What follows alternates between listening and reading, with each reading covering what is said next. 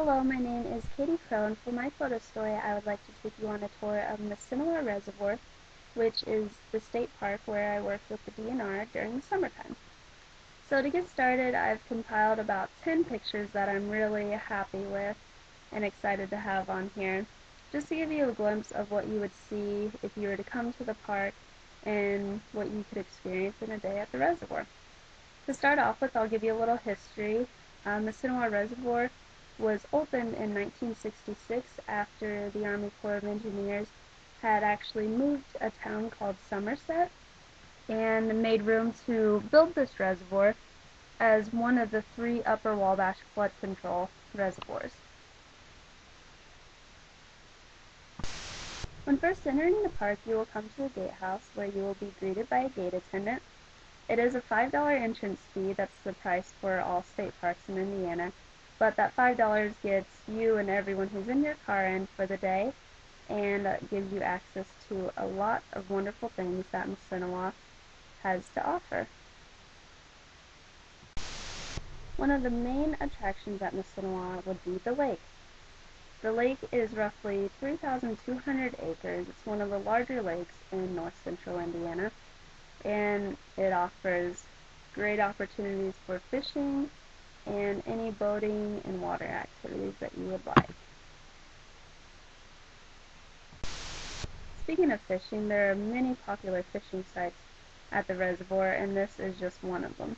This is actually the spillway, which is where the reservoir water empties into the Wabash River, and it's a very popular site because, as you can see, the water is coming out of the spillway, but along with the water come the fish. So a lot of fishermen like to set up their pools right in this area and catch the fish as they're coming out.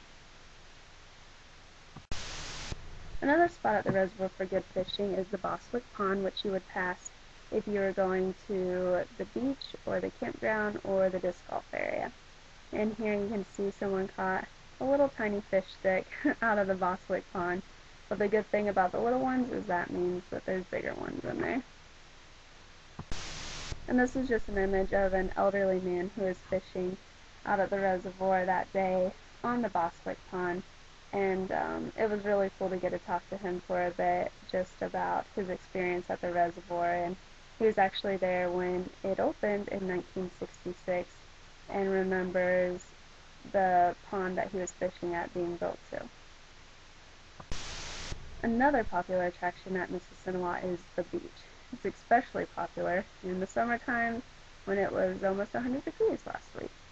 So here you can see just a little boy playing in the beach area with the sand, and it's a great spot for families to hang out. There's plenty of room and plenty of water. And just when we thought Mississinewa had a lot to offer, we have even more.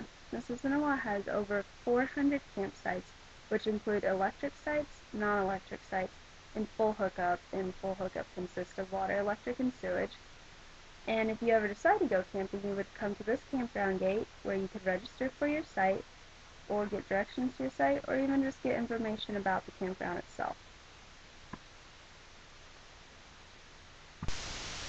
Inside the campground, there's a lot more to offer than camping though. We also have a disc golf course. The disc golf course at Mississinewa consists of 18 holes and a nice scenic tour of some of the wooded areas in the park. Lastly, that I'm going to mention on here is the cabins we have at Mississinewa. So if tent camping isn't your thing or you just don't have a camper, you could rent a cabin. We have 8 cabins on the property. 4 overlook the Boswick Pond, which I had a picture of earlier there, and then the other 4 are in this wooded area. And the cabins consist of 2 bunk beds, a loft area, and a table on the inside, and just electricity. There's no air conditioning, running water, or restrooms in the cabins themselves. Well, this concludes what I have for my photo story so far. I'm excited to add more to it and to give you more information about all that Mississinewa has to offer.